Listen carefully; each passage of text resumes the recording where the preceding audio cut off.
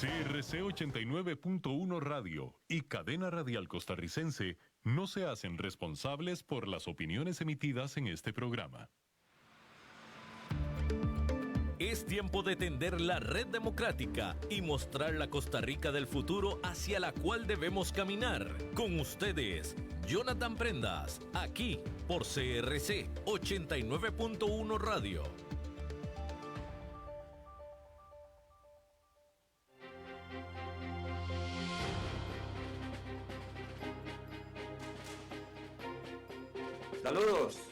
Saludos y muy buenos días tengan todos ustedes. Bienvenidos a un nuevo programa de Red Democrática, edición Economía, viernes 13. Para los aguizoteros, no piensen en eso, piensen en que todos los días es día en que Dios ha hecho las cosas para que usted pueda vivir bien. Así que siempre, sin importar la fecha, vívanlo a la manera de Dios para que puedan salir siempre con todos los proyectos adelante.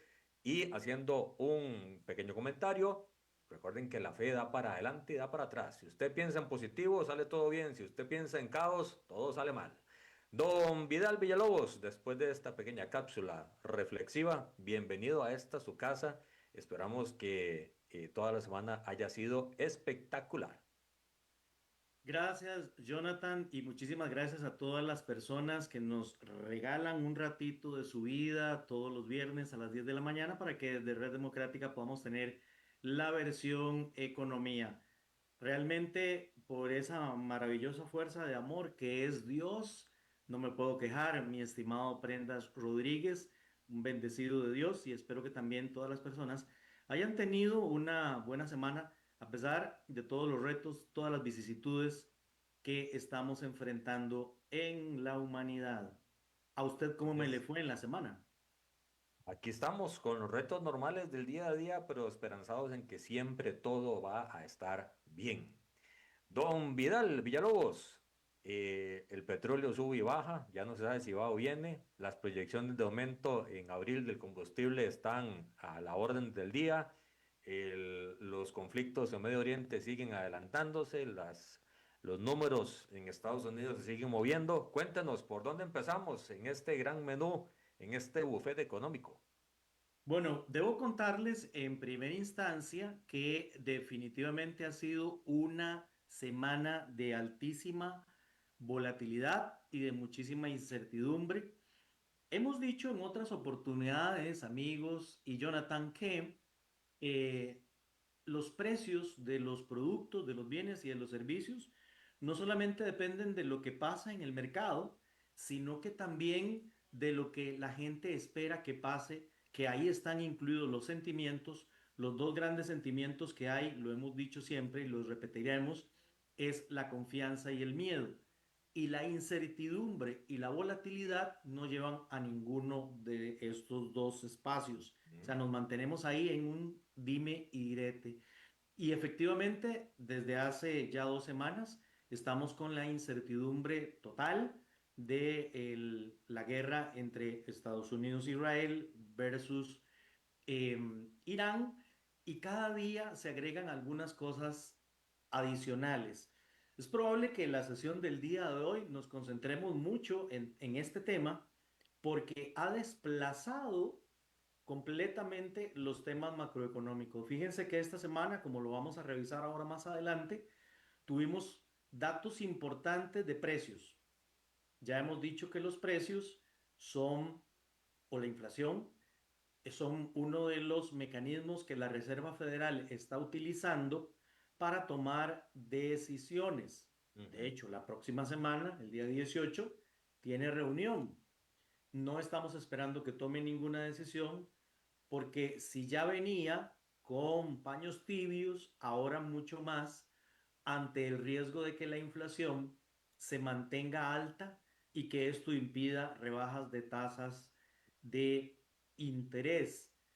Ustedes recordarán, y aquí voy a ir abriendo algunas de las cosas que tenemos preparadas. Ustedes recordarán que hace algunas semanas atrás yo le había hecho la consulta al señor Prendas de que era una guerra cinética y una guerra no cinética. Necesito volver otra vez a traer a colación eso, Adelante. que había sido, como parte de la clase. Bueno, hoy traigo esto y un par de notas en la parte internacional, si se quiere, un poco curiosas de lo que está pasando a través de este conflicto. Recordemos que el término es el de la guerra cinética, es el uso directo de las armas. En inglés es kinetic warfare y significa el uso físico de la fuerza militar para destruir objetivos.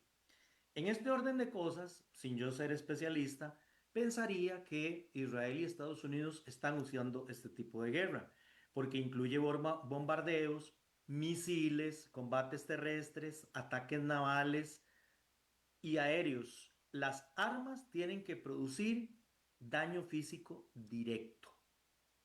Pero está la otra, la que aprendimos en esa oportunidad, y vuelvo a traer la lección a colación.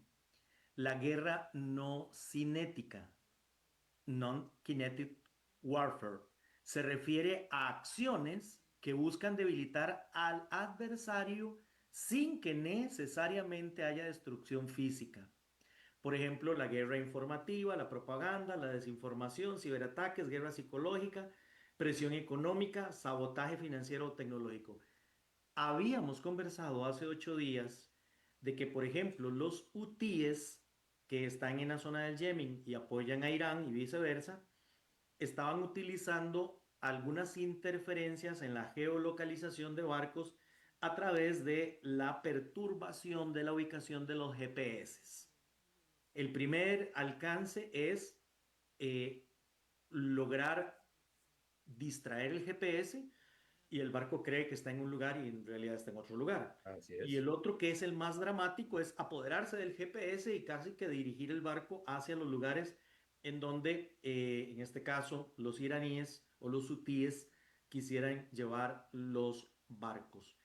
Eso forma parte de la guerra no cinética y sale a relucir de manera importante porque eh, durante la semana nos dimos cuenta de que ya hay una asimetría en la guerra, que naturalmente tiene un impacto económico y ya sabemos que es el tema del petróleo, pero la asimetría se está dando desde el tema presupuestario, porque los expertos en guerra nos están conversando de que mientras Irán ataca sus objetivos mediante drones cuyo costo puede estar entre 15 y 20 mil dólares, para poderlos neutralizar y que no haya daño, los Estados Unidos están utilizando misiles de varios millones de dólares. Entonces ahí el presupuesto está Va subiendo. desbalanceado sin lugar a dudas. Dígame, Ujú. señor. No, no, eso, que está desbalanceado y está subiendo. Y está subiendo.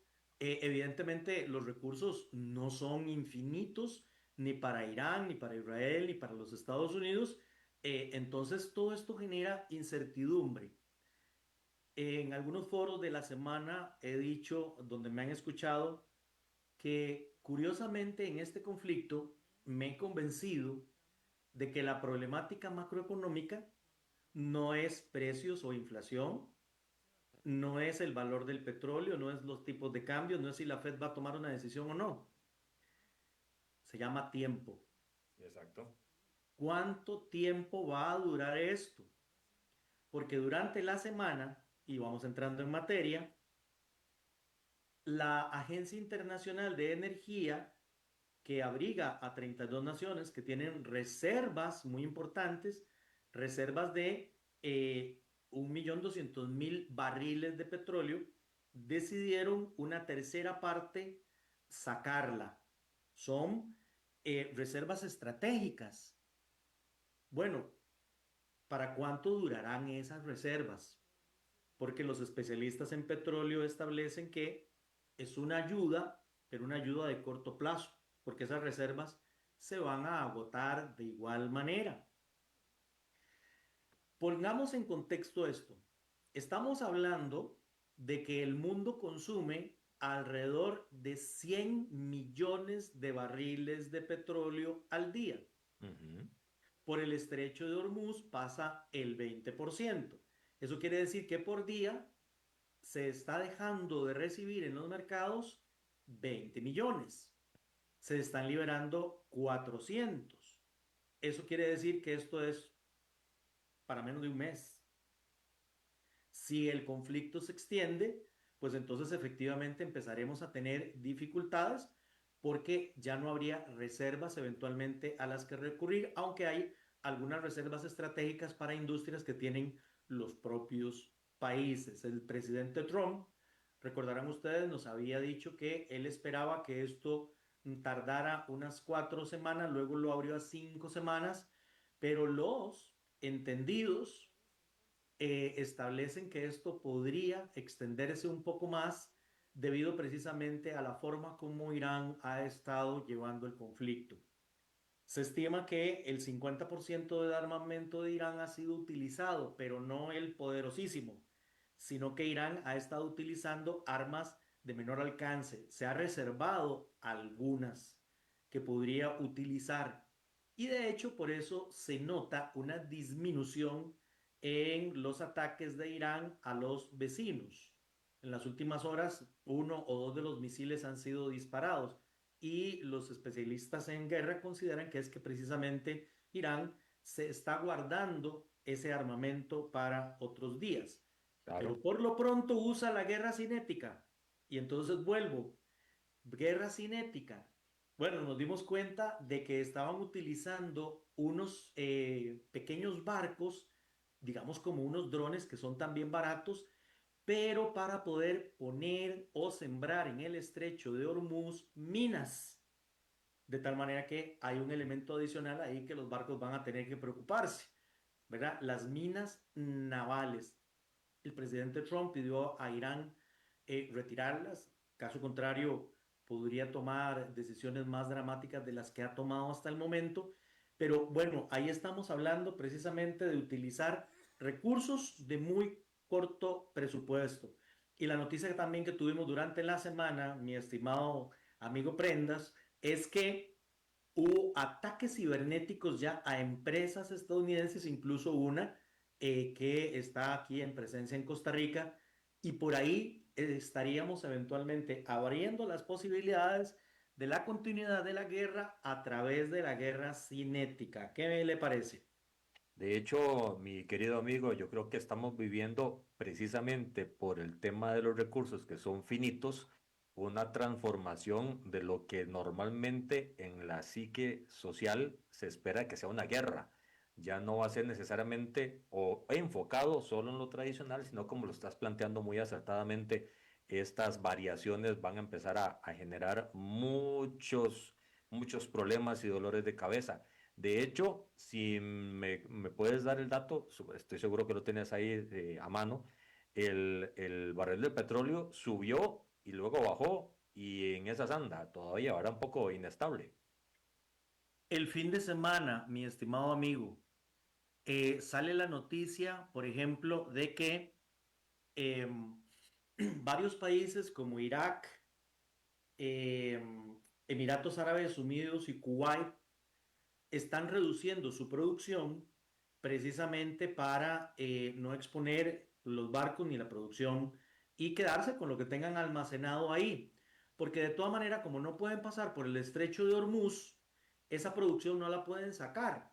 Y entonces, ¿en qué tiene sentido de producir y producir si no la pueden almacenar? Ujú. Entonces bajaron la producción. Esa nota hizo que el precio del petróleo WTI durante un momento del tiempo, antes de que arrancara la bolsa, subiera a $116 el barril de petróleo. El Brent sí llegó a 120. Mucho. Pero espectacular. Alberto Bernal, que es un distinguidísimo colega economista colombiano, que trabaja para varias cadenas de televisión en los Estados Unidos, mencionaba en un pod que vi hoy que nunca antes él había visto una situación de esta categoría. Eh, un crecimiento realmente tan rápido.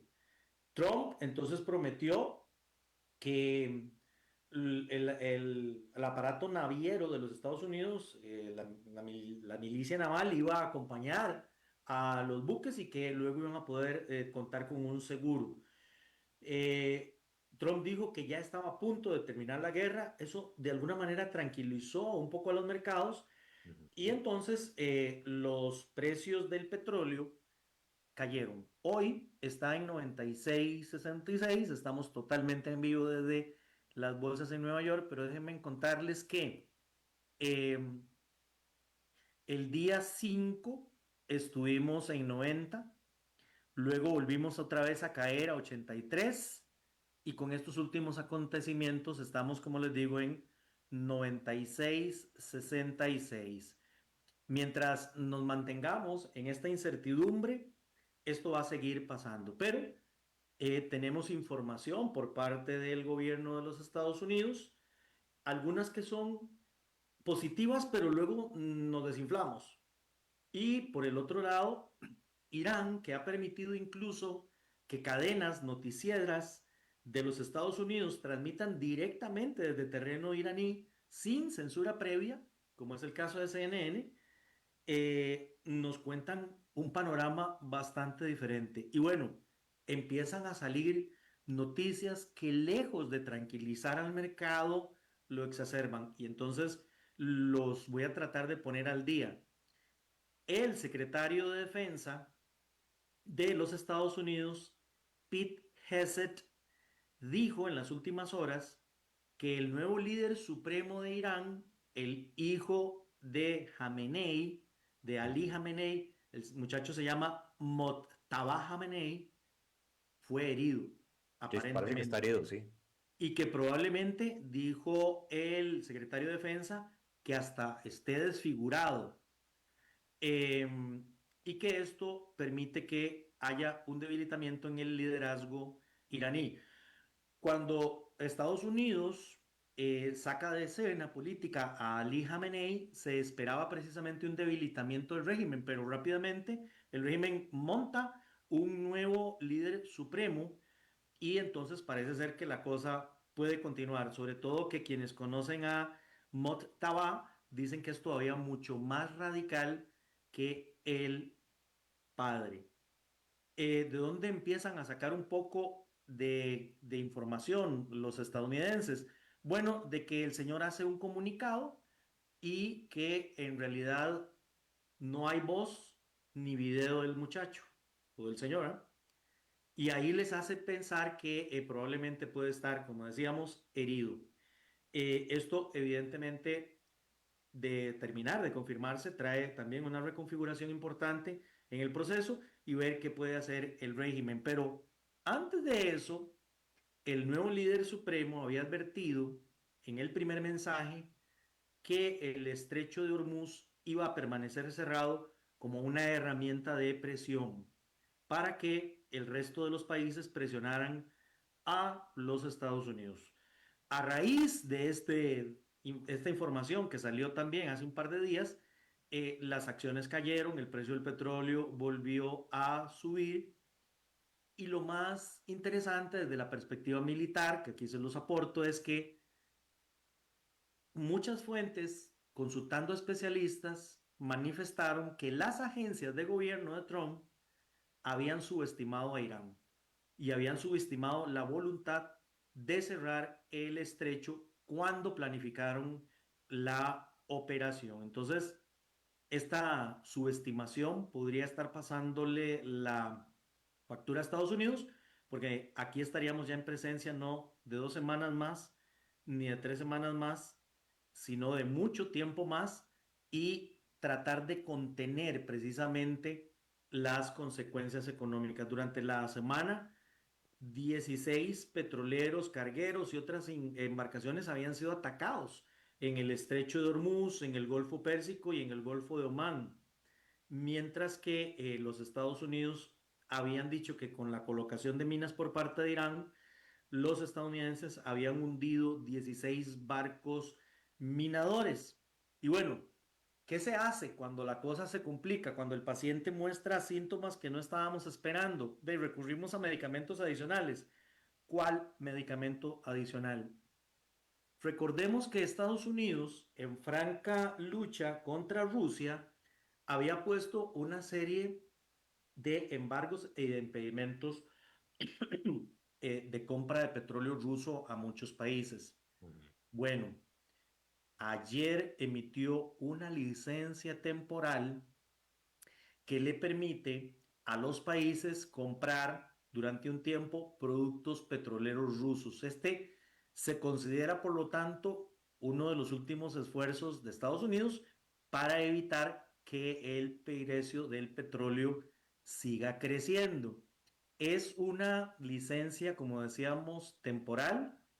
Ya sabemos que Rusia es un importante exportador y esto se da en un ambiente bastante particular, porque se había hablado de que si se le daban posibilidades de exportación a las compañías petroleras rusas, eso le iba a generar flujo de efectivo a Moscú, a Putin. Y Putin, aunque no lo ha declarado, ha manifestado en el pasado ser un aliado de Irán. Entonces es como un contrasentido, ¿verdad? Ayudarle a alguien que puede eventualmente ayudar a Irán.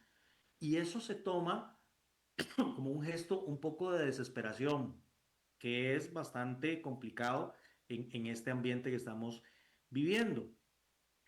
El Tesoro de los Estados Unidos otorgó esa licencia temporal, dijo que era de alcance limitado, de corto plazo, y que lo único que se permitía era que se comercializara el petróleo que ya estaba en tránsito, que estaba en mar, porque de ahí, según el Tesoro de los Estados Unidos, se reducen las posibilidades de que Rusia pueda tener ingresos energéticos, en la medida en que Rusia los cobra cuando se extraen y no ya cuando están en el mar. Perdón, pero esto demuestra también la apertura de una ventana que no se estaba esperando y que le da de alguna manera no solamente recursos a Putin para el tema de Ucrania, perdón, de Irán, sino para también el tema de Ucrania. Esta medida estará abierta hasta por lo menos el 11 de abril.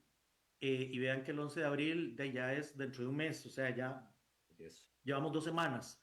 Y si la están abriendo para el 11 de abril, ya no van a ser 4 ni 5, sino por lo menos 6. Antes ya los Estados Unidos le había concedido a las refinerías de la India una exención de 30 días para que pudieran comprar petróleo ruso y que el secretario del Tesoro Besen había dicho que esto era para permitir que el petróleo fluyera hacia el mercado global. Esto con otras medidas. La semana pasada también habíamos conversado la de Arabia Saudita, que estaba tratando de utilizar a la máxima capacidad del oleoducto para sacar el petróleo no por el estrecho de Hormuz, sino por el Mar Rojo y de alguna manera contribuir ahí a esta problemática que estamos teniendo. Pero déjenme decirles, acaba de hacer una intervención Jonathan diciendo que trae consecuencias. Bueno, una consecuencia importante de esta semana es que ya se están empezando a utilizar las reservas. Pero en Asia y en Perú empezaron ya con la restricción del consumo de combustibles. Esto va a hacer que el consumidor promedio mundial empiece a pensar 2 veces si gasta o no gasta, o si es mejor ahorrar por las consecuencias que podríamos estar viviendo en el futuro.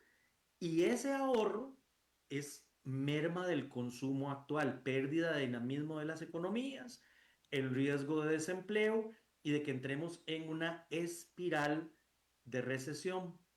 Y entonces también, Jonathan, en los últimos días he escuchado a muchos especialistas volver a traer las probabilidades de recesión. Hay una empresa en los Estados Unidos que estos son buenísimos ellos para todo, sacan estadísticas. Ve uno un partido de béisbol y son exageraciones de estadísticas o de fútbol americano. Bueno, hacen encuestas y apuestas en esta empresa. Esta empresa tiene ya un 34% de probabilidades en esta semana alcanzó de una recesión. Después de las declaraciones de Trump bajó un poquito, pero la probabilidad de recesión antes del conflicto estaba en un 20. Subir a un 34 es realmente importante.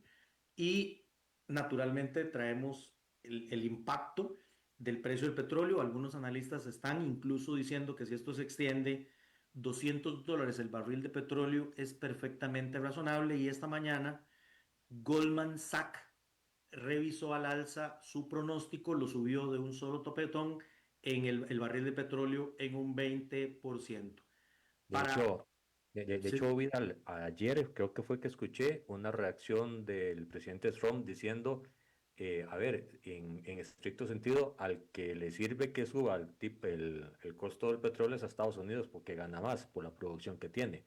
Eso fue la aseveración que hizo. Pero en función de eso, obviamente los mercados entran en la desconfianza o en la incertidumbre, más que la desconfianza que siempre has enseñado acá en el programa. así es, depende de en qué lado del mercado petrolero usted esté sentado. Si usted es un productor de petróleo, se va a frotar las manos por el incremento en el precio internacional del petróleo, pero no cante victoria, porque luego el incremento en el resto de productos en el mundo, usted también va a tener que enfrentarlo. Y si usted tiene que importar una gran cantidad de esos productos, porque usted es un productor neto de energía, en este caso de petróleo, pues entonces, como decimos popularmente allá en mi pueblo, lo comido por lo servido. ¿M? En Así donde es. tenemos una ventaja, pero esa ventaja se la puede comer la consecuencia, los efectos de segunda banda. Los países que deben estar más preocupados son como nosotros, que no producimos petróleo, ni siquiera refinamos la gasolina y tenemos que comprar entonces a mayores precios el tema del petróleo, que tendrá eventualmente consecuencias en las tasas de interés de Costa Rica y en el tipo de cambio. Déjenmelo ahí porque en la segunda parte vamos a conversar acerca de este tema. ¿Y cómo, Vidal, cómo se comportaría, cómo se proyecta que se comporta el mercado internacional en el flujo de exportaciones, en el comercio de bienes que siempre se genera y que obviamente ese tipo de cosas altera desde los traslados navieros hasta el costo de la producción de todo? Con esa pregunta voy a aprovecharme de una nota que leí esta mañana para que vean la consecuencia, ¿ah? O sea, cómo se va a comportar el tema. Ujú. La autoridad del Canal de Panamá dijo que probablemente el costo de los contenedores y de los otros barcos va a subir. Bueno, ya las líneas aéreas han anunciado un incremento en sus tarifas y las líneas aéreas no solamente transportan personas para turismo, para Claro. negocios y también muchos productos se transportan vía aérea, sobre todo los más delicados. Eso le va a pasar también a las navieras. El costo va a ser mayor. Y ya sabemos que si se afecta el costo del transporte, vamos a tener afectaciones en cualquier otro producto, sea ese café de exportación costarricense o sea ese un medicamento o una computadora que los costarricenses compramos afuera porque la estamos necesitando acá en el país. La clave, de nuevo, esto va a ser importante. ¿Cuánto tiempo va a durar esto?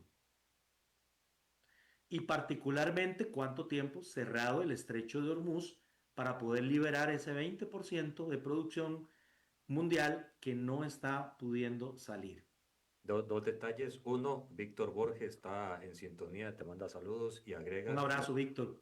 lo que acabas de decir, la crisis de los contenedores en función de los costos. Y la otra, ahora estabas diciendo que la gente podría guardarse recursos esperando algún tipo de pronóstico futuro, pero eso es casi que cada segundo la proyección que se puede estar haciendo sobre el comportamiento del mercado. Usted parece que leyó las notas que yo leí esta mañana, mi amigo Prendas. Un analista decía, el analista financiero, el analista bursátil tiene que comportarse como un relojero, Mm, revisar el aparato segundo a segundo, porque esto está cambiando a cada claro. momento. Y cambia por lo que también hemos dicho en otras oportunidades, cambia por el wording. Cuando Trump sale a decir, después de que el petróleo llegó a 116, que tenían controlado el asunto y que era cuestión de horas, el mundo le creyó y volvió a caer el petróleo. Pero cuando Irán dice que no es cierto y que el estrecho de Hormuz sigue cerrado y que ellos se van a mantener en la lucha, tenemos un problema. ¿A quién le creemos? ¿Cuál es la verdad verdadera? Y esto efectivamente afecta la toma de decisiones de empresas, de familias, de gobiernos, etcétera.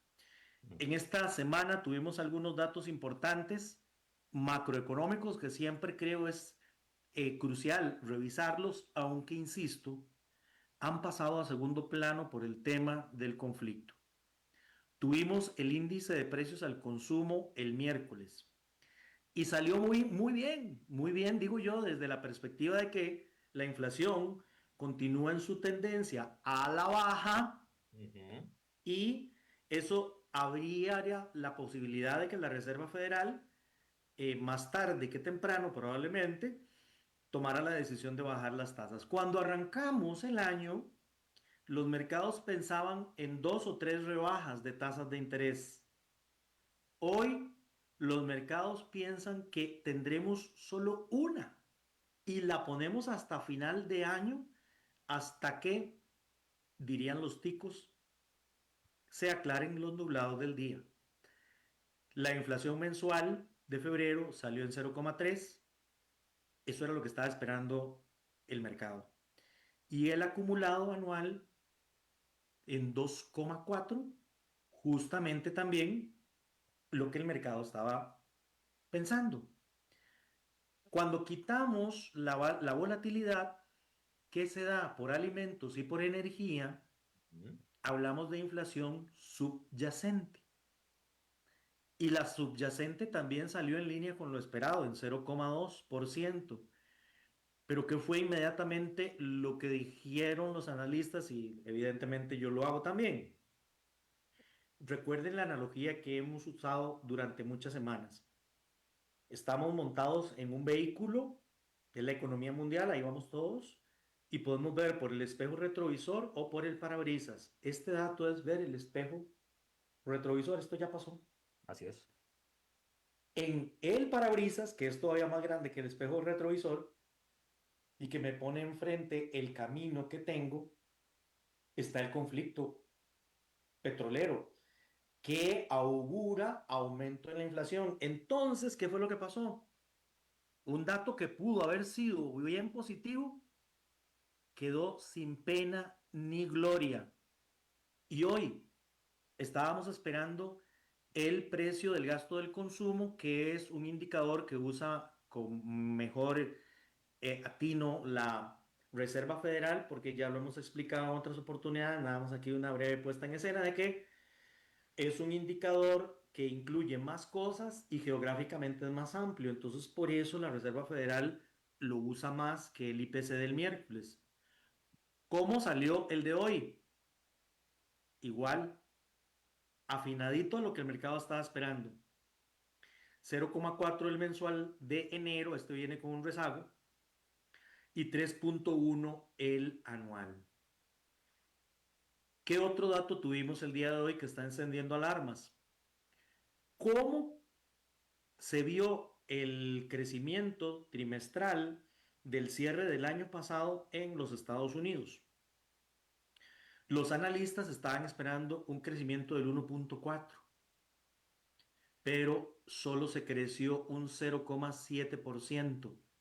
Y otra vez, este es un dato del retrovisor, no es un dato prospectivo.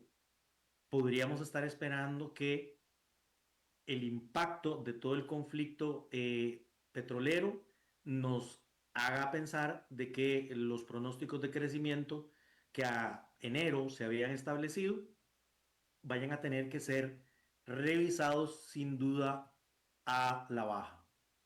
Eso significa que no estamos tan bien como creíamos, poniéndonos en los zapatos de Estados Unidos. Así es, y nosotros que dependemos tanto de los Estados Unidos tendríamos que poner en revisión nuestros presupuestos, ¿ok? ¿Qué tenemos para la otra semana? Siempre viendo temas macroeconómicos eclipsados por el asunto que nos ha ocupado el día de hoy. Bueno, la próxima semana tenemos inventarios de petróleo el miércoles, pero el cóctel fundamental es el día 18. ¿Qué va a decidir la Reserva Federal? Les adelantaba que ya los mercados consideran que probablemente no baje la tasa, no haga nada. ¿Cuál es el riesgo aquí más bien? Que como hay un comunicado, hay un wording y el poder de la palabra en los mercados, ya hemos establecido en otras oportunidades que es importante.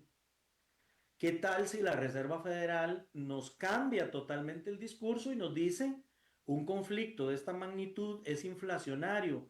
Entonces, olvídense de que voy a bajar las tasas, más bien cuidado si las subo. Y nos cambia totalmente el panorama de lo que veníamos esperando al inicio del año.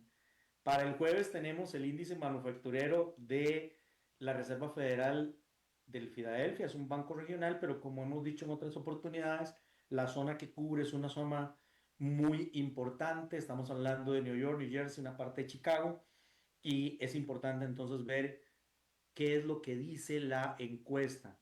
Tendremos peticiones de auxilio por desempleo y peticiones de nuevas viviendas. Y con Vidal, eso estaríamos ajá. con el tema, digamos, de la próxima semana. Pero tengo todavía unas notas adicionales, don Jonathan, dime.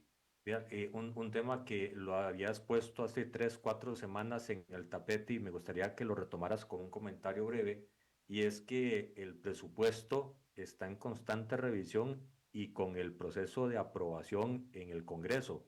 Estas nuevas lógicas coyunturales podría incidir en las negociaciones futuras de las partes presupuestarias que toque ir aprobando conforme pase el año, supongo. Particularmente poniendo en escena que en noviembre hay elecciones Ujú. y que Trump va a querer tener un caudal de votantes que lo apoyen. Los demócratas en este momento sacan pecho y están sacando también eh, patrimonio electoral. Y es que puede ser que le reconozcan a Trump el éxito militar, pero tácticamente, si el estrecho de Hormuz permanece cerrado y el precio del petróleo sube, va a haber un costo importante en los Estados Unidos. Y los especialistas electorales en los Estados Unidos históricamente nos han enseñado la lección de que el votante estadounidense tradicionalmente vota con el bolsillo. Ujú. Y como ya ha ocurrido, que ya se están viendo incrementos importantes en el precio del galón, allá se vende por galón en los Estados Unidos, esto va a pasarle la factura. Pero además, eh, habrá otra colección de cosas. El tema de Venezuela, ¿verdad? La Exacto. captura de Maduro, las negociaciones que están abiertas y Díaz-Canel, el presidente de Cuba, lo ratificó esta mañana diciendo que en efecto están haciendo negociaciones con los Estados Unidos. Eso trae las posibilidades de que se ganen el apoyo de ciertos sectores, pero que pierdan el de otros. Y particularmente, por ejemplo, en la cohorte con H, Ujú. eh,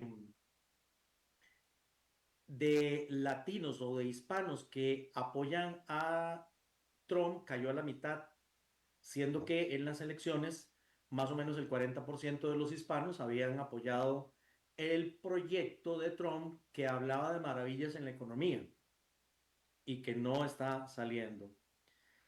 Recuerdan que la semana pasada habíamos dicho que el presidente Trump había dicho que no se preocuparan porque la Armada estadounidense escoltaría petroleros por el estrecho. Bueno, en las últimas horas, el secretario de Energía, Chris Wright, dijo que no están preparados, que Ok. eso puede suceder pronto, pero que no va a suceder ahora.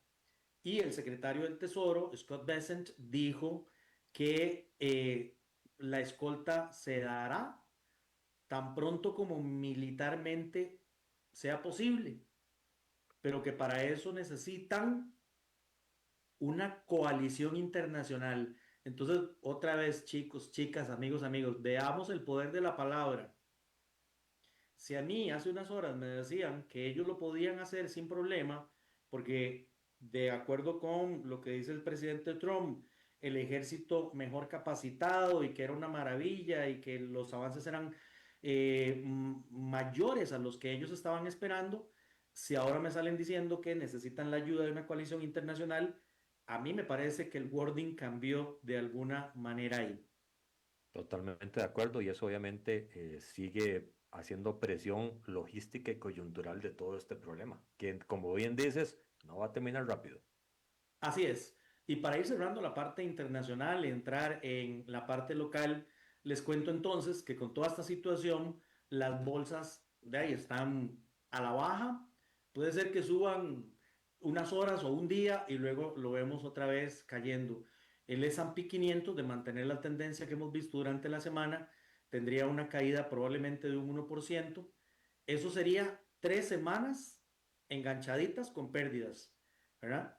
Y son consecutivas en el último año.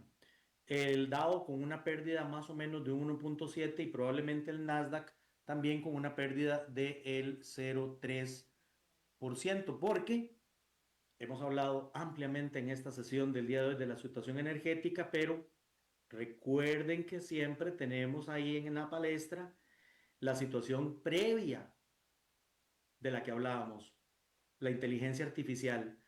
Y ahora irrumpe un nuevo protagonista.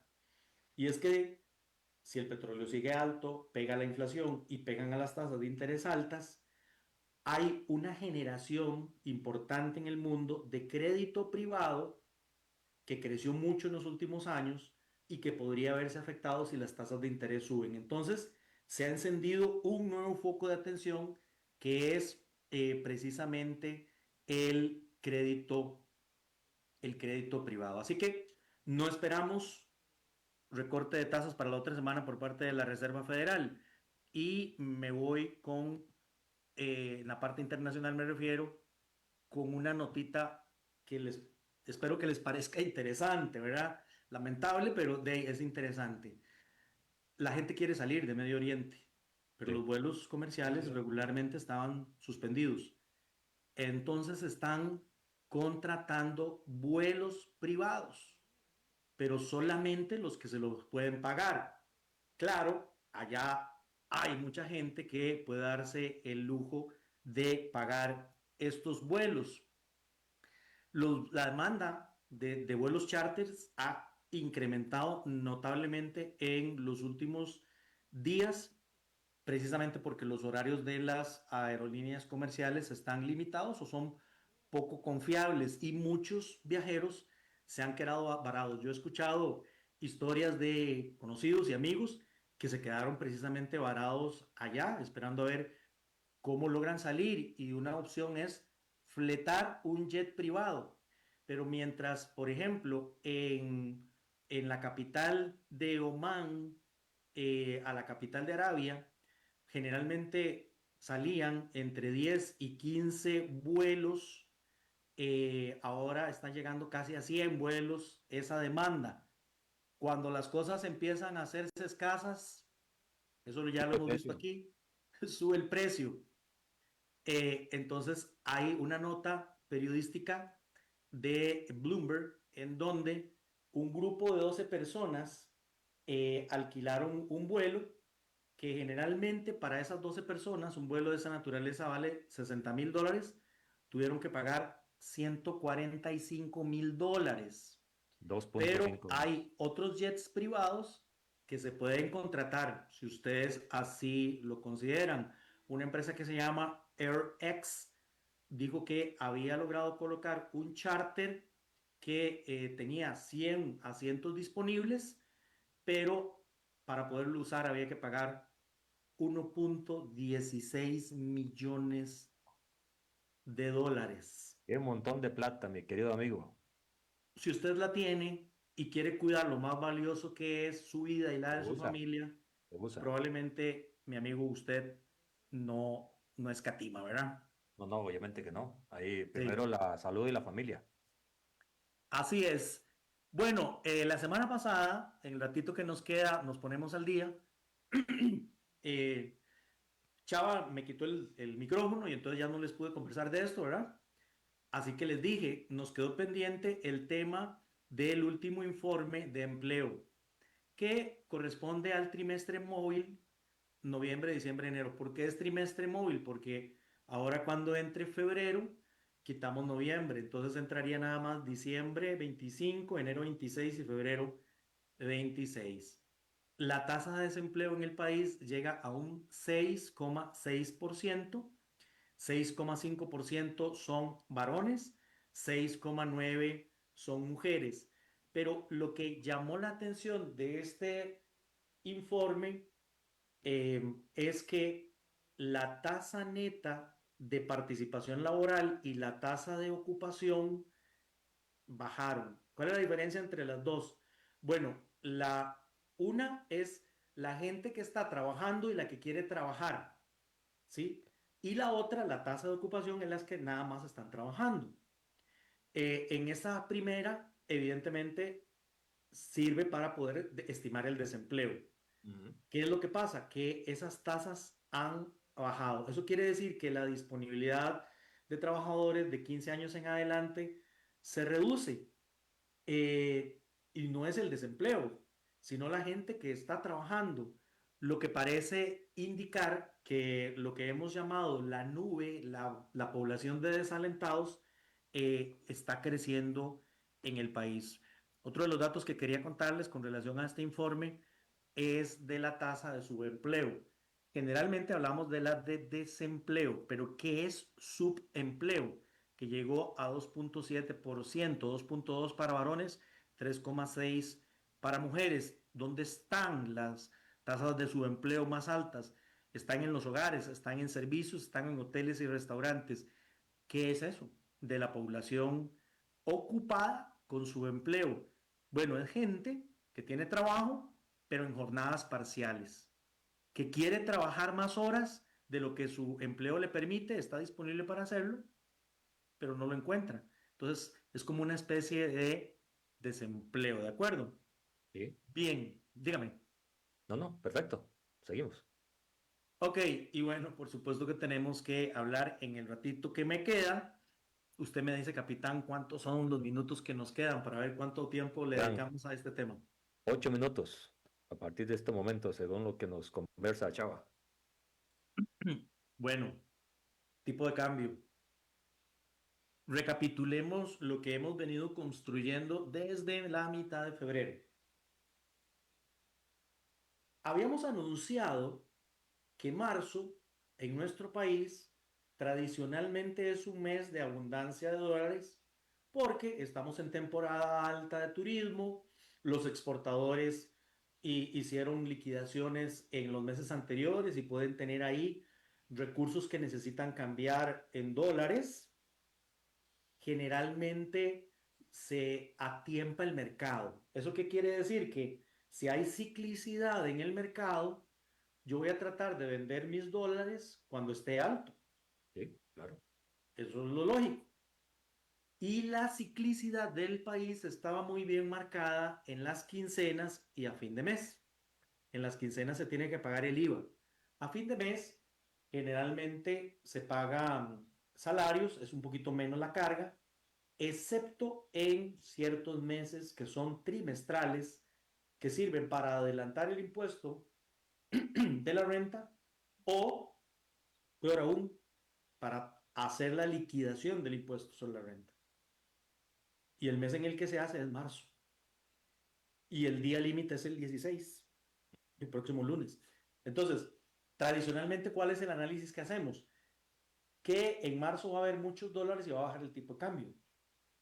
Si eso se alimentó adicionalmente por todo lo que estructuralmente la economía de Costa Rica está creando, éxito en zonas francas, inversión extranjera directa, el gobierno había colocado 2 emisiones de bonos en euros locales que le dio al Banco Central y recibió dólares, y don Roger nos decía la semana pasada que el Ministerio de Hacienda estaba cambiando dólares, entonces demasiadas papas, el precio de la papa cae.